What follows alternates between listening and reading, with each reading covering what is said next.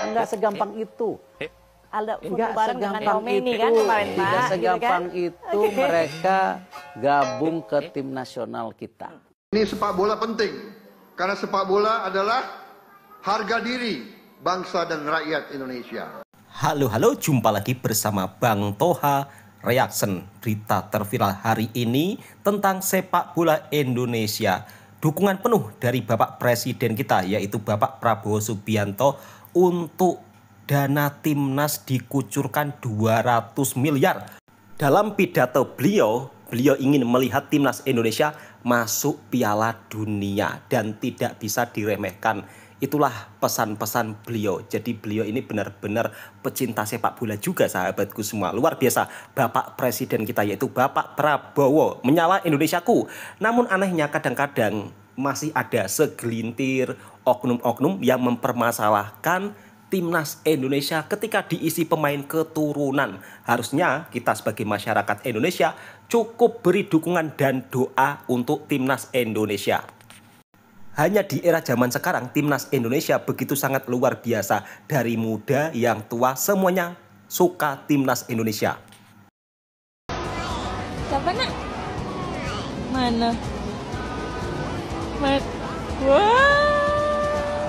Bahkan adiknya yang masih kecil saja tahu pemain timnas Indonesia, yaitu Tom Haye. Wow, luar biasa. Penasaran gak sih sama klubnya Marcelino yang di Inggris? Hari ini aku mau ajak kalian nonton pertandingan klubnya Marcelino. Ada yang tahu nama klubnya apa? Yes, bener banget. Ini Oxford United. Klub ini bukan sembarang klub, karena ini punyanya Pak Ketum kita, Bapak Erick Thohir. Mereka hari ini mau main lawan klub namanya Middlesbrough di kandang mereka sendiri. Nama kandangnya itu Kasam Stadium. Tapi sayang banget, stadion yang dibuka di tahun 2001 ini masa sewanya bakal habis di tahun 2026 nanti. Rencananya mereka mau buat stadion baru yang lebih modern dan besar. Ya doain aja semoga lancar deh, biar Pak Erick gak pusing dan bisa fokus sama timnas Indonesia. Nah ini mereka lagi pada warming up. Coba cari Marcelino yang mana, ketemu nggak?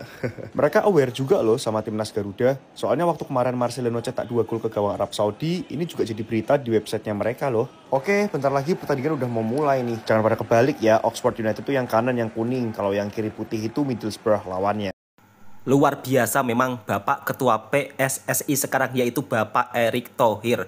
Beliau ini selain menjadi Ketua PSSI, ternyata beliau mempunyai banyak klub yang berada di Eropa. Inter Milan, Oxford United. Wow, keren dan luar biasa ya. Menurut sahabat-sahabatku semua, kalau Bapak Erick Thohir menjadi ketua PSSI selamanya, setuju atau tidak? Silahkan tulis di kolom komentar. Kalau saya sih setuju banget ya kan.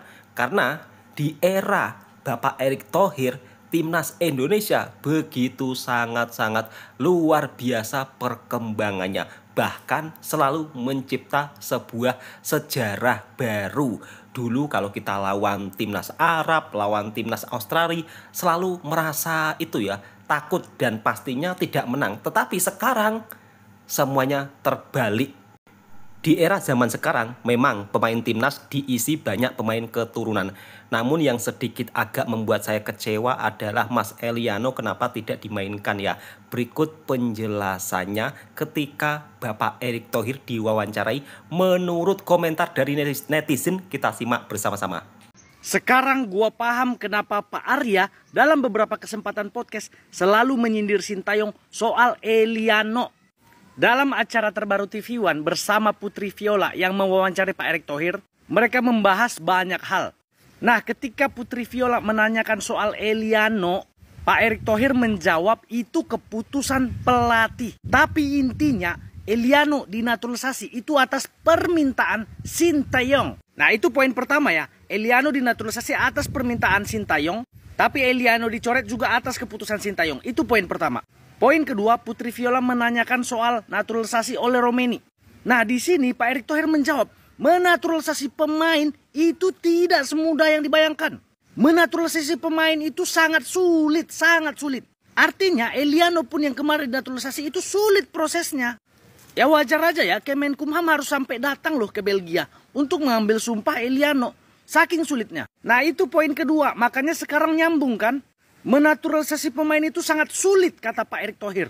Tapi pemain yang diminta naturalisasi oleh Sintayong itu pula yang dicoret. Jadi wajar saja ya kalau misalnya Pak Arya Sinulinga itu menyindir habis-habisan Sintayong. Ya tapi apapun itu keputusan pelatih ya, kita nggak bisa menggugat memang. Makanya baiknya semuanya diserahkan ke Pak Erick Thohir untuk evaluasi timnas besar-besaran ini. Termasuk soal Eliano, kita lihat apa hasil evaluasinya. Salam Di Matteo. Baru menang sekali, udah kayak juara Piala Dunia. Sabar. Ini maksudnya apa nih?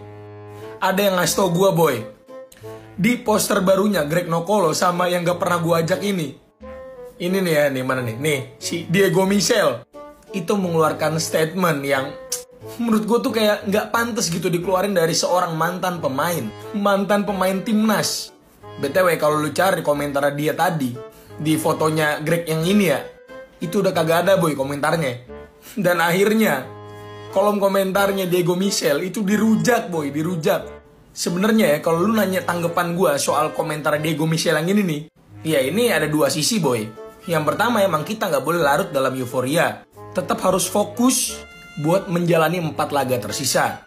Tapi gue yakin kok di komentar kayak gini maksudnya bukan itu. Iya sih emang kita baru ngelawan Arab dan menang sekali. Tapi itu kan kemenangan pertama timnas Indonesia lawan Arab. Kalau nggak salah ya. Sebenarnya gue nggak mau sih masukin gambar ini boy. Cuma ya doi kan starter di game ini. Kayaknya jangankan lawan Arab deh. Lawan Bahrain waktu itu aja seri aja nggak bisa. Sorry kalah tipis aja nggak bisa.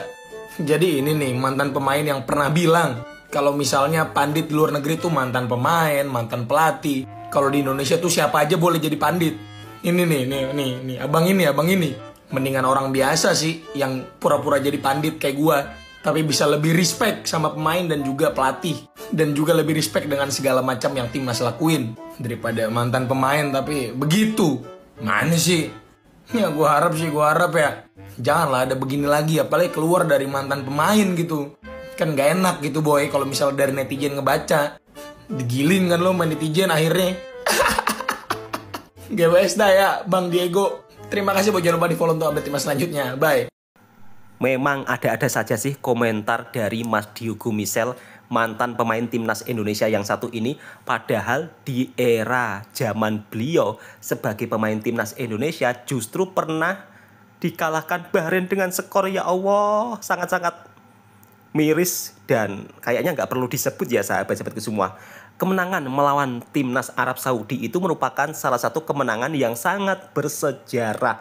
Dan itu merupakan salah satu kehebatan timnas Indonesia yang semakin luar biasa. Bahkan para netizen, para supporter pun merayakan dengan penuh tangisan bahagia.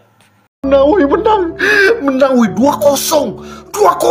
anjir enak. Oke toh. Gila gue gak nyangka kita bisa menang 2-0 lawan Arab Saudi bro sumpah sampai habis suara gue.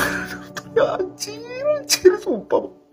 Akhirnya bro, ini dia aktor utamanya Cristiano Marcelino. 2 gol diborong semua sama dia. Dua-duanya golnya berkelas semua. Tenang banget. Anjir gila. On fire banget dia malam ini. Sumpah on fire banget dia malam ini. Mana kalian semua yang sering banget kritik si Marcelino? Mana kalian semua gila. Anjir gila keren. Selain Marcelino, gua mau ngasih kredit lebih buat Babang Verdong. Gila. Malam ini sumpah malam ini dia keren banget gila. Malam ini Verdong mode Carvajal. Gila sumpah anjir. Gua selama pertandingan itu gila terkesima banget sama dia. Anjir. Napasnya gak habis-habis. Beneran dah. Napasnya gak habis-habis. Abang Kevin Verdong. Gila, sumpah bagus banget dia malam ini bro. Bagus banget. Tapi walaupun menang, gue tetap mau ngasih pendapat gue buat pertandingan kita malam ini. Gimana ya? Aduh, permainan kita tuh bener-bener tuh counter attack bertahan. Udah gitu semua. Dua golnya itu hasil counter attack semua. Mana lagi ditambah banyak banget kartu kuning malam ini. Ditambah 1 kartu merah. Hapner kartu merah. Aduh, tuh orang susah banget ngontrol emosinya tuh preman. Com. Udah gitu Tom Haye cedera, Marcelino juga kayaknya dia cedera juga. Soalnya dia diganti tuh. Tapi soal Eliano gue yakin lah pasti banyak banget juga yang kecewa ya kan. Kita berharap Eliano malam ini main dan ternyata sekali lagi Eliano nggak main. Padahal kalau lu lihat, Strike, Ragnar itu underperform malam ini. Ya walaupun gua tahu setelah Hafner kartu merah, itu udah pasti nggak mungkin Eleno masuk lagi. Udah pasti itu full bertahan itu. Udah pasti parkir bus itu. Udah pasti. Ya, kita harus menunggu lagi kapan Eliano bisa main lagi. Gua nggak tahu dah gimana dah. Tapi lagi-lagi, dari semua itu kita tetap harus bangga. Malam ini kita menang 2-0 lawan Arab Saudi. Dan gue yakin kita pasti naik ke peringkat kalau nggak keempat, ketiga. Gue yakin tuh. Karena malam ini Cina juga kalah sama Jepang. Bravo Timnas!